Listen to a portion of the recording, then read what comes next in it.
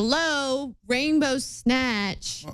Because this pussycat grabs back. Okay. I can't handle that. And then all of a sudden this, media press guy comes up and starts trying to videotape me.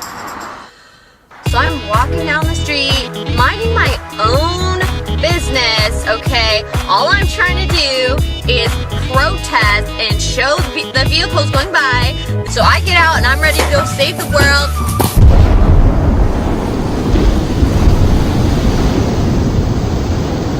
Mission failed.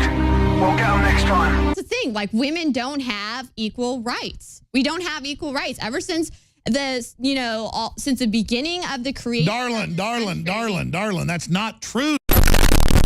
Anywhere else. Excuse me. Do not call me by, the word darling. You're racist. You're racist. You're racist. You're a bigot. You're a fascist. You're a fascist. I have to be honest, mate, that's a pretty accurate depiction of a fucking feminist, mate. So, quickly before this video starts, I want to give one of you guys a shout out for hitting that notification button yesterday, mate. Today's notification shout out goes to that Killer Panda. Thanks, bro. Thanks for hitting that bell button. If you guys want a shout out in tomorrow's video, make sure to smash that bell button and leave a comment down below saying angry SJW/feminist, and I'll give one of you a shout out in tomorrow's video. And also, if you want to piss off a feminist today, which I'm fucking sure you do, then smash that like button. Believe me, mate, it works and it's fucking free. Anyway, I hope you enjoyed today's video. Latinos here in this country that do agree that the immigration problem is a problem and it does need to be addressed and it does need to be fixed. Interesting. But making those comments, those racist comments, do not help. And if you kick every Latino out of this country, then who is going to be cleaning your toilet, Donald Trump?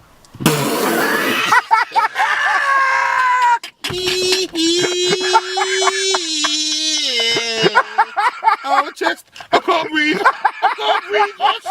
Oh, shit, my chest is going.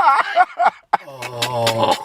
In the sense that, you know what I mean? When I'm saying there's more jobs to be in LA, they always but they Latinos are not only the only people I didn't mean it like that. Come on. No, I would never mean it like that. Okay. I'm not part of this argument with... I think what you're saying is that Trump himself needs to look probably relies on a lot of these people that he's insulting. So do you agree with Malcolm X that white people should be killed? Is that why you're here? You damn right I do. You do? You think I'm scared to say that to you? You think white people should be killed, huh? You thought we should be killed when y'all came and stole us from Africa and put us in chains and murdered us for over 400 years. So yeah, you do need to die. I think everybody else on the planet will have peace when you're dead. Are you responsible for what your parents did? Listen, I'm talking for me. I answered your question. All right. Now I'm done talking because I don't negotiate with fucking terrorists. I think you should go back to those caves that you crawled out of in the Caucasus Mountains, because you can't leave black and brown people alone. We can't have any peace on the planet because of white supremacy and white existence. So yeah, fucking die or go back to the caves. Not scared to say it. Okay then. Says the premise of the lecture stated all white people are racists. News Channel 4's Kristen Shanahan has this exclusive story for us tonight. And Kristen, a student recorded the bold words, we understand.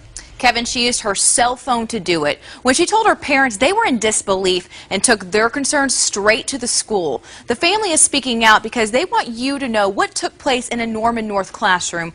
We didn't show their faces and change their voices in order to protect the students' identity.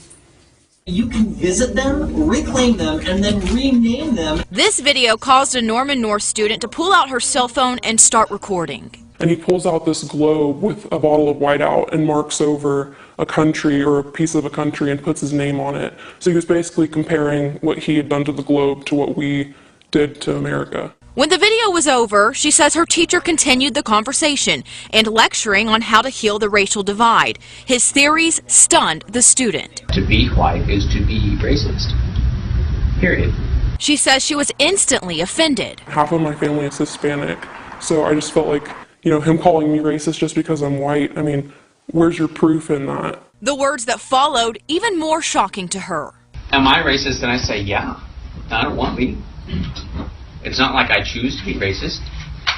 But do I do things because of the way I was raised? I felt like he was encouraging people to kind of pick on people for being white. Why is it okay to demonize one race to children that you're supposed to be teaching a curriculum to.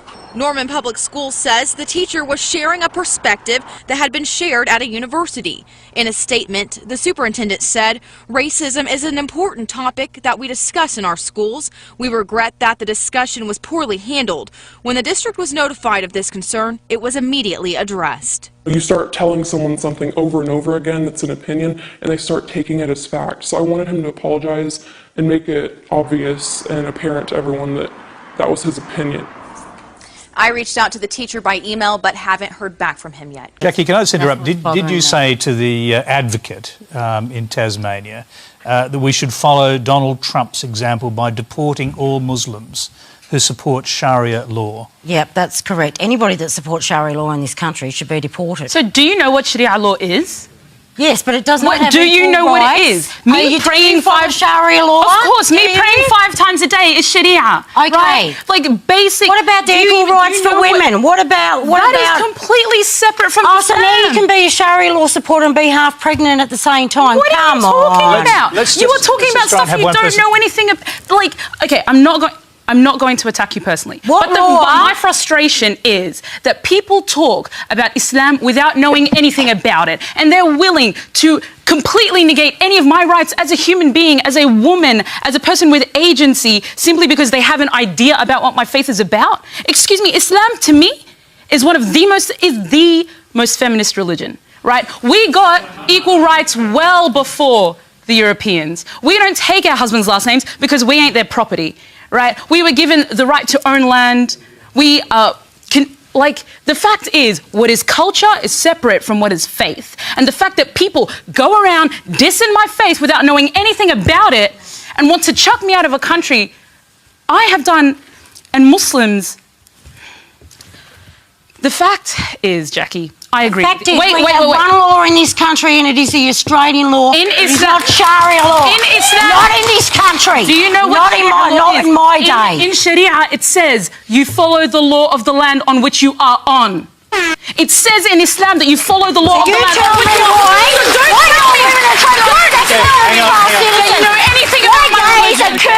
You tell me that. Jackie, that is not my religion. Can I just say that shouting at each other is not going to help? That is true. So please stop. I just want to ask you, let me go to, I'm saying that to both of you if you wouldn't mind.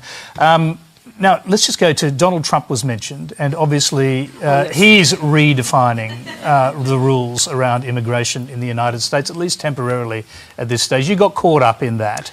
Are you still caught up in it as a dual Sudanese Australian citizen? So I was born in Sudan. I moved to Brisbane when I was a year and a half. And apparently because I was born in Sudan, I might be a terrorist.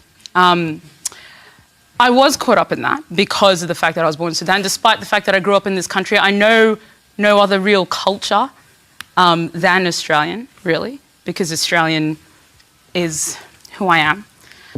And I think the fact is that Donald Trump is changing a whole bunch of things.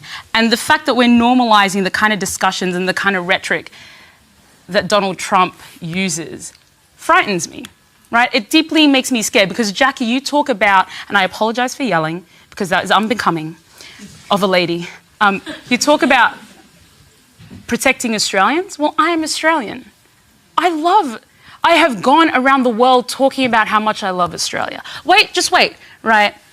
And so it hurts me deeply, right, when my elected representatives don't want to have me in this country simply because of my faith or because of where I was born.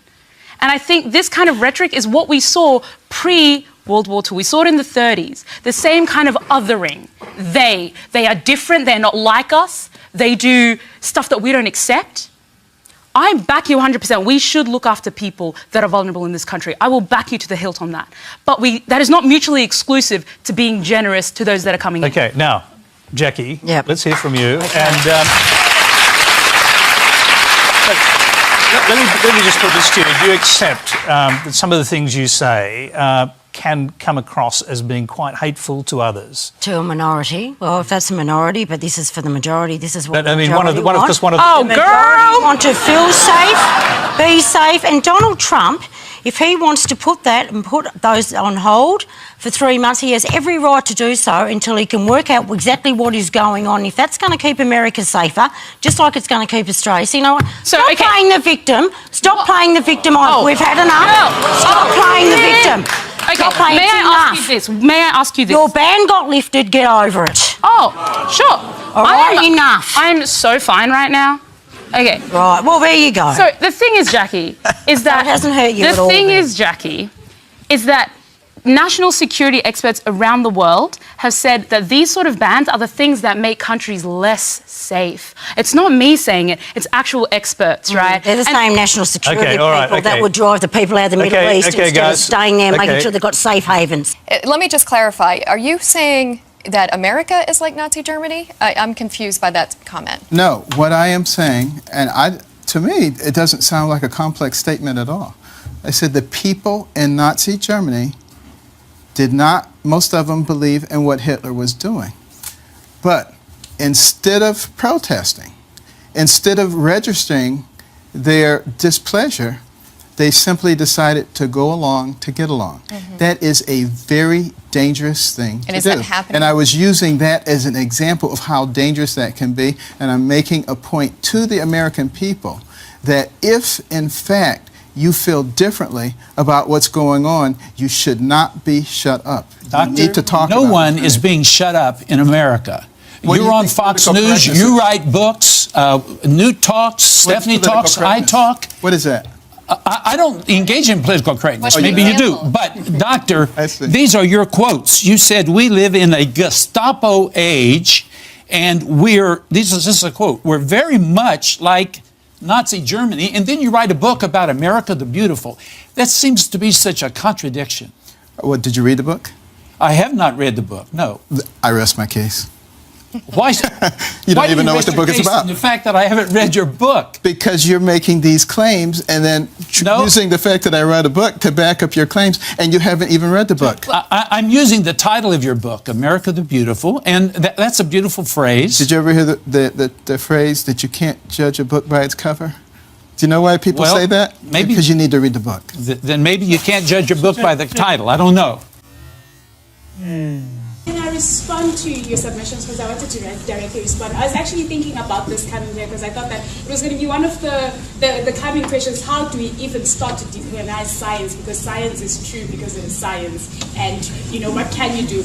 And my response to that was, if I personally were committed to enforcing decolonization, science as a whole is a product of Western modernity, and the whole thing should be scratched off, especially in Africa. So if you want practical solutions to how to decolonize science, we'd have to restart science from, an African perspective, from our perspective of how we've experienced science. For instance, I had a place for all the science people is, there's a place in KZN, in Mkabialingana, and they believe that through the magic, the black magic, we call it black magic, they call it witchcraft, others, that you are able to send a lightning to strike someone. So can you explain that scientifically? Because it is something that happens